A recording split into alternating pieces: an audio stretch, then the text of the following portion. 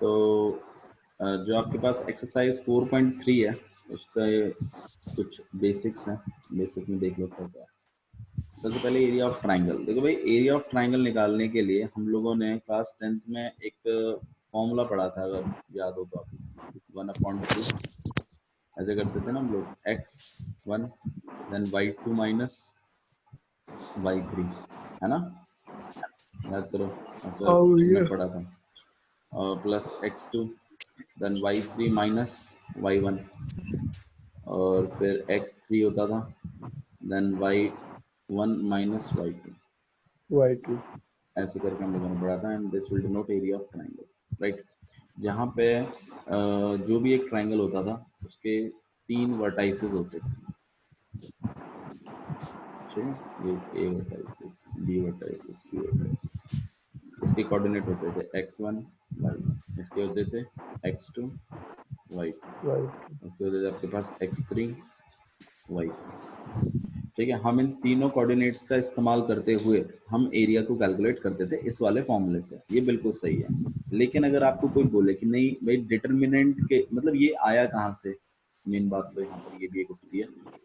दूसरी बात क्या है कि अगर हमें इसको डिटर्मिनेंट फॉर्म में, अगर इसी एक्सप्रेशन को अगर मैं डिटर्मिनेंट फॉर्म में लिखना है तो हम कैसे लिखेंगे, तो हम इस तरीके से लिखेंगे, ध्यान रखिए। एरिया ऑफ ट्राइंगल इक्वल हो जाएगा हाफ, देन डिटर्मिनेंट लगाएंगे हम, ओके। और आप ऊपर लिखेंगे x1 y1, x2 y2, x3 y3, done. और फिर इसके बाद आप यहाँ पे राइट साइड में जो एक कॉलम खाली है उसको 1 1 और 1 से डिनोट करें, ध्यान रहेगा। और हम इसको सॉल्व कर देंगे बस खाली, और इसको सॉल्व कर कर आपका जो भी आंसर आएगा वही आपका क्या होगा, एरिया ऑफ ट्राइंगल होगा। क्लियर है? अच्छा जी, कुछ रिमार्क्स हैं, कुछ पॉइंट्स हैं जो आपको ध्यान रखने हैं। पॉइंट आपके पास ये हैं, सबसे पहला पॉइंट यही है कि आप देखो जब आप इसको सॉल्व करोगे ना तो आपको हमेशा पॉजिटिव क्वांटिटी लेनी है। पॉजिटिव क्वांटिटी मतलब लास्ट में जो एरिया आएगा या मान लो डिटर्मिनेंट आएगा, ठीक है, वो कभी भी नेगेटिव नहीं आएगा, क्योंकि एरिया कभी भी नेगेटिव नहीं होता। एरिया या तो 0 होता है और या तो पॉजिटिव होता है, राइट। एरिया कभी नेगेटिव नहीं होता। फॉर एग्जांपल जैसे अगर आपको कोई बोले इस रेक्टेंगल का एरिया निकालो, तो आप ये नहीं कहोगे -23 आ रहा है इसका एरिया, कभी भी माइनस में नहीं आता एरिया। एरिया या तो होता ही नहीं है, या तो 0 होता है, और या तो कुछ पॉजिटिव वैल्यू आती है। तो आपको ध्यान रखना है कि अगर इससे अगर आपको नेगेटिव वैल्यू भी मिल रही है डिटरमिनेंट को सॉल्व करते हुए, तो आपको उसकी एब्सोल्यूट वैल्यू निकालनी है। कौन सी वैल्यू निकालनी है? एब्सोल्यूट। एब्सोल्यूट वैल्यू का मतलब होता है पॉजिटिव वैल्यू, या फिर मॉडुलस निकालना है, ठीक है। ओके गाइस, समझ में आया? पहली बात तो ये। दूसरी बात, एक और पॉइंट भी है। दूसरा पॉइंट यहाँ पर ये है कि अगर एरिया गिवन है, व्हेन एरिया इज गिवन, अगर एरिया आपको दिया हुआ है मान लो, अच्छा अगर पूरी इक्वेशन में मान लो अगर आपको इसका ये एरिया दे दिया, तो पक्का आपसे कोई ना कोई कोई आपसे पॉइंट पूछेगा, हाँ या ना, मतलब x1 पूछ लेगा, ऐसा ही तो होगा भाई। इक्वेशन में ये सारे गिवन होंगे, एरिया पूछेगा, या तो एरिया गिवन होगा तो ये सारे गिवन होंगे लेकिन एक पॉइंट नहीं दिया होगा तो वो पॉइंट पूछ लेगा आपको, राइट। क्वेश्चन ऐसे ही आ सकता है, या तो इधर होगा या तो इधर गिवन होगा, ठीक है। तो हाँ, तो अगर एरिया गिवन है तो आपको एरिया की दोनों वैल्यूज कंसिडर करके निकालना है, मतलब सॉल्व करना है उसको, और लास्ट में एरिया की दोनों वैल्यूज लेनी है। पॉजिटिव वैल्यू भी रखनी है एक, और एक नेगेटिव वैल्यू भी रखनी है। तो आपके वो जो भी पॉइंट होगा उसकी दो वैल्यूज आएंगी, एक पॉजिटिव और एक नेगेटिव, जो आप सॉल्व करोगे, मतलब दो अलग अलग वैल्यूज पर आएंगी। भैया एरिया तो नेगेटिव होता ही नहीं है, तो नेगेटिव क्यों हाँ रखी? हाँ हाँ हाँ, एरिया नेगेटिव नहीं होता तो एरिया नेगेटिव क्यों लिखे, ये बात बिल्कुल सही है। देखिए एरिया तो नेगेटिव नहीं होता, ये बात तो आपने सही बताई है, लेकिन पॉइंट तो नेगेटिव पॉजिटिव हो सकता है ना। हम इस केस में क्या निकाल रहे हैं, क्या हम एरिया निकाल रहे हैं कि क्या निकाल रहे हैं? पॉइंट। पॉइंट निकाल रहे हैं ना, तो हम पॉइंट ही निकालेंगे। पॉइंट तो दोनों हो सकते हैं, तो उसके हाँ हिसाब से आप पॉजिटिव का भी एक कोऑर्डिनेट आ सकता है, चाहे तो एक नेगेटिव का भी कोऑर्डिनेट आ सकता है, ठीक है। ओके तो ठीक है। इसलिए हम दोनों वैल्यूज को कंसिडर करेंगे, ठीक है। तीसरी बात जो आप सबको फेमिलियर ही होगी कि भाई देखो एरिया ऑफ ट्राइंगल अगर लास्ट में 0 आता है आर्यन, तो इसका मतलब क्या होता है? अगर डिटर्मिनेंट 0 आ गया तो इसका मतलब क्या है?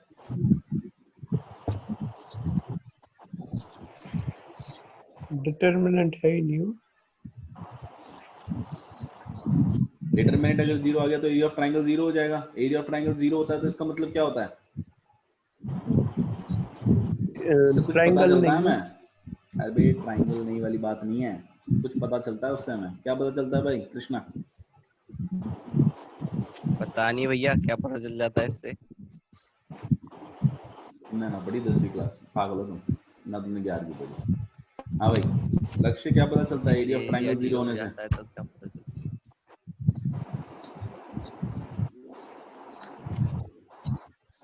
11th क्लास में जब कभी हमें 3 पॉइंटों को कोलिनियर दिखाना भैया होता था। तीनों पॉइंट्स एक लाइन में है, कोलिनियर है। हाँ है। वो कोलिनियर हो जाते हैं उनके पॉइंट्स। फिर तो आज कर हाँ रहे 3 हो, पॉइंट्स कोलिनियर हो जाते हैं। तीनों पॉइंट कोलिनियर नहीं हो जाते भाई? ट्राइंगल बन हाँ ही नहीं रहा। ट्राइंगल बन ही नहीं रहा, इसका मतलब क्या है? ऐसा तो तभी हो सकता है जब ये तीनों स्ट्रेट लाइन में हो। अगर थोड़ा सा भी डिफ्लेक्शन है, थोड़ा सा भी लाइन में अगर डिफ्लेक्शन है तो पक्का ये एक ट्राइंगल तो बनेगा ही बनेगा। और अगर ट्राइंगल बनेगा तो एरिया भी निकलेगा, सही बात है ना। और अगर ट्राइंगल का एरिया नहीं निकल रहा है तो इसका मतलब क्या है? मतलब 0 है तो इसका मतलब क्या है कि ये तीनों पॉइंट मतलब स्ट्रेट लाइन में है, तभी तो मतलब ट्राइंगल तो बन रहा है, लेकिन मतलब ट्राइंगल का एरिया कुछ नहीं है, मतलब वो सपाट है, बिल्कुल प्लेन है, कुछ नहीं है उसके। आई बात समझ में? हाँ भैया। ठीक है, तो हाँ इन भैया। 3 पॉइंटों को आपको ध्यान में रखना है अपने छोटे से दिमाग में। ओके ओके गाइज, ठीक है। तो इसी के हाँ बेसिस भैया। पर आपके ये क्वेश्चंस हैं। आइए क्वेश्चन देखते हैं, एक्सरसाइज 4.3। ठीक है, हालांकि एक्सरसाइज 4.3 हमारा इतना इतनी मेजर एक्सरसाइज नहीं है, बट आपको फिर भी ये पता होनी चाहिए। और आसान सी है। इस पे हम ज़्यादा टाइम नहीं लगाएंगे, ठीक है। ओके, क्वेश्चन देखिए क्या लिखा हुआ। Find the area of triangle with vertices at the point given in each of the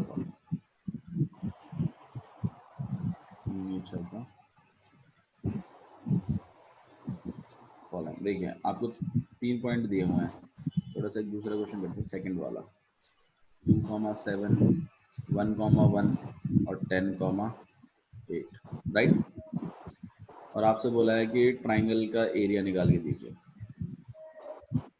okay, समझ में आया क्वेश्चन? ठीक है, हाँ तो भैया। एक बार वापस हम अपने कोऑर्डिनेट्स को लिख लेते हैं। 2,7 और 1,1 और 10,8, और आपको बोला है इस ट्राइंगल का एरिया निकाल। तो प्रेजेंटेशन पे देखो थोड़ा सा काम कर लो। यहाँ पे 2,7 अगर इस तरीके से दिया हुआ है तो आप इसको लिखिए कि ये मेरा x1 y1 है, और अगर b लिखिए इसको 1,1 है, ठीक है। And consider this thing x2 and y2। और तीसरा सी पॉइंट जो है 10,8 and consider this thing x3, y3। और अगर हमें एरिया ऑफ ट्राइंगल निकालना है, area of triangle A B C अगर हमें निकालना है तो दैट विल बी हाफ।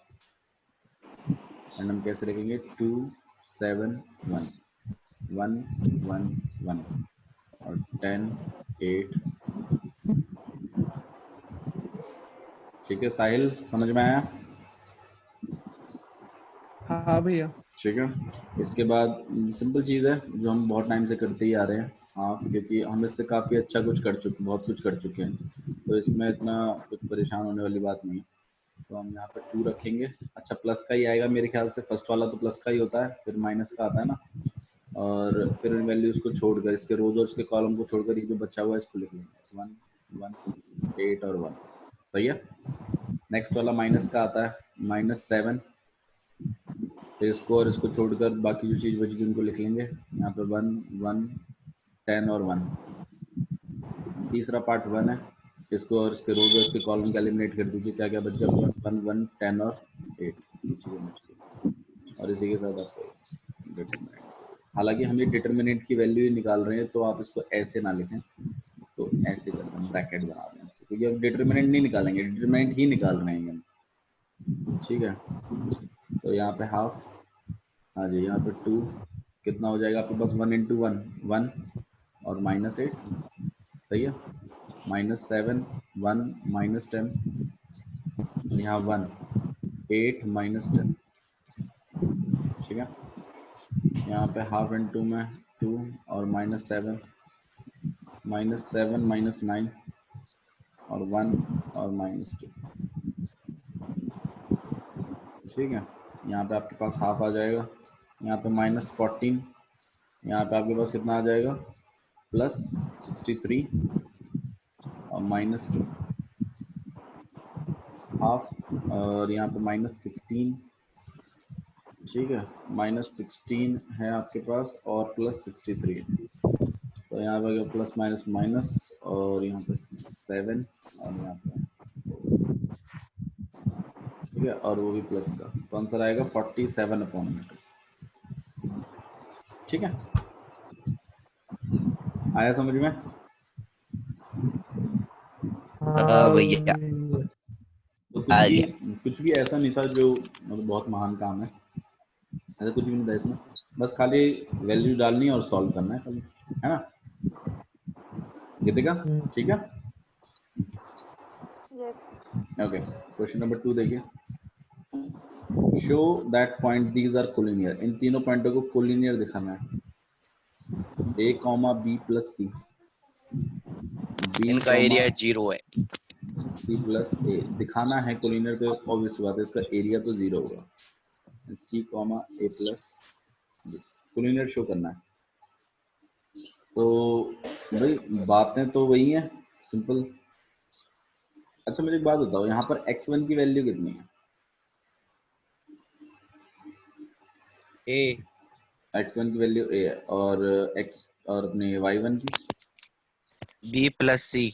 हाँ जी, यहाँ पे यही बात ध्यान रखनी है, ठीक है। आप ऐसा ना सोचे कि a b और c है, ऐसा नहीं है, a b c नहीं है, इनकी जगह है a, देन फिर आपके पास b प्लस सी, ठीक है। तो एरिया ऑफ ट्राइंगल निकालने के लिए हम लोग क्या करेंगे, हाफ, और ये हमारे पास आ जाएगा a देन b प्लस सी और फिर 1। इसी तरीके से b c प्लस a फिर 1, और लास्ट में क्या है आपके पास? c a plus b and then 1, ठीक है साहिल? हाँ ठीक है, भैया। अच्छा जी। अब हमें करना है इसको कैलकुलेट। अच्छा, कैलकुलेट करने से पहले अगर हम किसी चीज़ को जीरो बना सके तो अच्छी बात नहीं है? जीरो बनाने भैया से, हाँ जी, ये हमने 1 1 जो लास्ट में लिया है वो लास्ट में क्यों लेते हैं, बीच में क्यों नहीं लेते?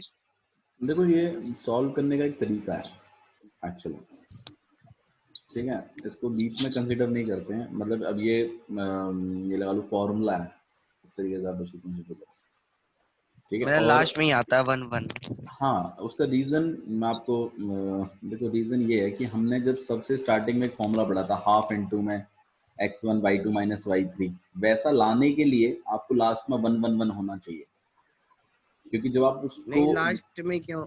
1 1 तो होना चाहिए, बीच बीच में में रख लो या पहले रख लो। नहीं, बीच में रखने से 1 1 मतलब वैसा नहीं आ रहा है, वैसा नहीं आएगा। आप चाहो तो इसको सॉल्व कर सकते हो, जैसे मतलब एरिया ऑफ ट्राइंगल है, आप चलो होमवर्क कंसिडर करो इसको, कि आपने क्या करना है कि मतलब इसी मेट बस खाली आपने अपने वेरिएबल कंसिडर करने हैं, मतलब इस तरीके से रखो इसको, half x1 y1 x2 y2 x3 y3, ये 1 1 और 1, ठीक है। अब अगर मैं इस डिटर्मिनेंट को निकलवाना चाहता हूँ, तो मैं ऑब्वियस सी बात है यहाँ पे जीरो करने की कोशिश करूंगा, ठीक है। और जीरो करने के लिए मुझे इसमें से इसको माइनस कर देना चाहिए, फिर ऐसे ही इसमें से इसको माइनस कर देना चाहिए ना। हाँ फिर मैं एक्सपेंड भी कर दूंगा, पर एक्सपेंड करके आप मुझे बताइएगा क्या आपका आंसर यही आता है, x1 y2 माइनस y3 और plus x2 y3 minus y1 और plus x3 y1 minus y2 आता है कि नहीं आता, ठीक है। ये आने के बाद फिर एक बार इस 1 1 को आप बीच में रख के देखिएगा और इसको पीछे रख के देखिएगा और फिर सॉल्व करके देखिएगा। अगर फिर तब भी यही फॉर्मूला बन जाता है तो आप रख सकते हैं, और अगर नहीं बनता तो नहीं रख सकते, क्योंकि हमें मेन बात तो ये फॉर्मूला बनाना है। ये इस डिटर्मिनेंट से इसी तरीके से बनता है, ठीक है। ठीक है भैया। तो इसको होमवर्क कंसिडर करो कि भाई अगर इस तरीके से है, मतलब इससे ये ला के दिखाओ मुझे, समझ में आया क्या करना है आपको, ठीक है। इससे ये वाला फॉर्मूला बना के दिखाओ मुझे कि हाँ वाकई में ये और ये एक ही बात है, क्योंकि हम उसको इक्वल लिख रहे हैं तो इसका मतलब एक बात तो तय है कि वो इक्वल ही, वो बराबर ही है, तभी तो लिख रहे हैं, नहीं तो लिखते कैसे। ओके, तो आइए चलिए इसको करते हैं हम लोग। तो सबसे पहला काम क्या होना चाहिए, हमें मैक्सिमम 0 बनाने हैं, सही बात है भैया इसमें एक्सपेंड कर दो डायरेक्ट, और देखो एक्सपैंड करने से भी आ जाएगा, बात वो नहीं है। बात यहाँ पर ये है कि हमने प्रॉपर्टीज क्यों पढ़ी है, फिर ना पढ़ते प्रॉपर्टीज फायदा रहता नहीं। यहाँ पे कहीं लिख थोड़ी नहीं रहा प्रॉपर्टीज करो। क्यों नहीं लग रहा आपको, नहीं दिख रहा, इसको और इसको प्लस कर दो, a plus b plus c, a plus b plus c, a plus b plus c बन जाएगा। A plus b plus c common निकाल देना, 1 1 1 बन जाएगा। भाई दो कॉलम अगर सेम हो जाते हैं तो डिटरमिनेंट क्या हो जाता है, 0। फिर यही काम तो करना है इसमें, और क्या करना है। नहीं आया समझ में, आ गया। एक्सपैंड करने की तो जरूरत ही नहीं पड़ेगी, ये तो प्रॉपर्टी से ही हो जाएगा अपने आप, नहीं लगता।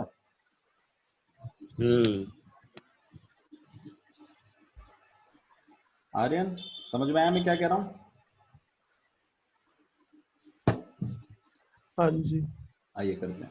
कॉलम 1 हम लिखेंगे कॉलम 1 प्लस कॉलम 2। किसी को कुछ और भी दिख रहा होगा, मेरे को तो ये दिखा, तो मैं आपको बता रहा हूँ। अगर आपको कुछ और दिखता है तो आप वो बताइए, कुछ माइनस प्लस कर कर आके कुछ दिखता है तो वो बता दो, ठीक है। तो ये आपके पास आ जाएगा a प्लस बी प्लस सी, यहाँ पे क्या आ जाएगा a प्लस बी प्लस सी, और ये क्या आ जाएगा a प्लस बी प्लस, यहाँ क्या हो जाएगा b प्लस सी, यहाँ पे b प्लस सी, ये सॉरी b प्लस सी सॉरी c प्लस ए, और यहाँ पर a प्लस बी, यहाँ पे 1 1 और 1, ठीक है। कॉमन निकाल दो, taking common a plus b plus c, बाहर निकाल देंगे तो हमारे पास आ जाएगा हाफ तो है ही बाहर, a प्लस बी प्लस सी और बाहर निकल गया। कॉमन लेते टाइम तो मेरे ख्याल से बैलेंसिंग के लिए कुछ करने की जरूरत नहीं पड़ती है ना साहिल, पड़ती है 1 1 1 आ जाएगा शायद से। नहीं, बैलेंसिंग करने के लिए तो कोई जरूरत नहीं पड़ती ना, ये पूछ रहा हूँ मैं। नहीं पड़ती ना, तो b प्लस सी, सी प्लस ए और a प्लस बी, यहाँ पे 1 1 1। अब तो आप समझ गए, यहाँ पे हाफ, यहाँ पे a प्लस बी प्लस सी, और इसको रख देना 0 और लिख देना यहाँ पे C1, या यहाँ लिख देना C1 and C3 are identical,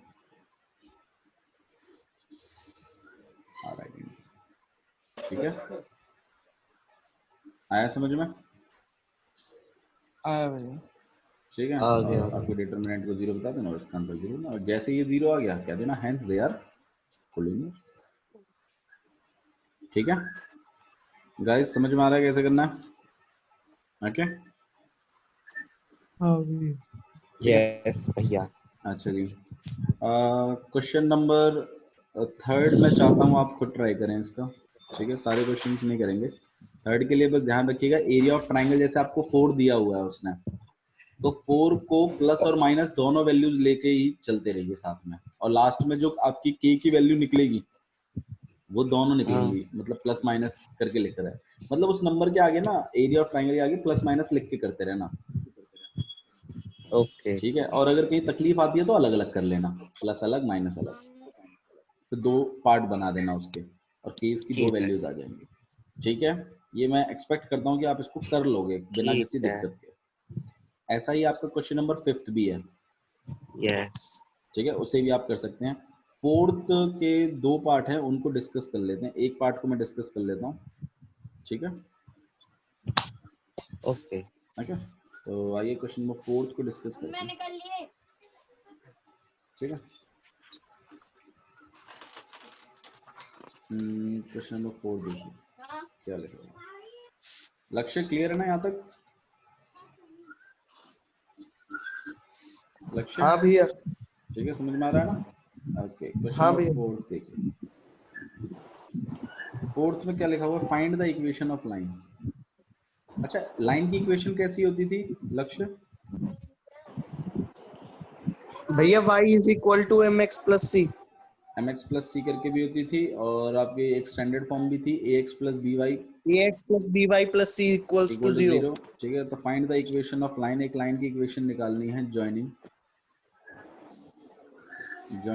1, 2 and 3, 6 using determinant. ठीक है, डिटरमिनेंट का इस्तेमाल करते हुए आपको इन दोनों पॉइंटों को ज्वाइन करती हुई लाइन की मेरे को इक्वेशन बतानी है। ठीक है, अच्छा जी, देखो अब ये क्वेश्चन कैसे होगा लाइन की इक्वेशन बनाना। देखो हालांकि ये काम बड़ी आसानी से किया जा सकता है, इसके लिए लाइन की ये बनाने की जरूरत भी नहीं थी, हमें 2 पॉइंट पता है। आप लाइन की इक्वेशन नहीं बना सकते 2 पॉइंट फॉर्म से? बना सकते हो ना?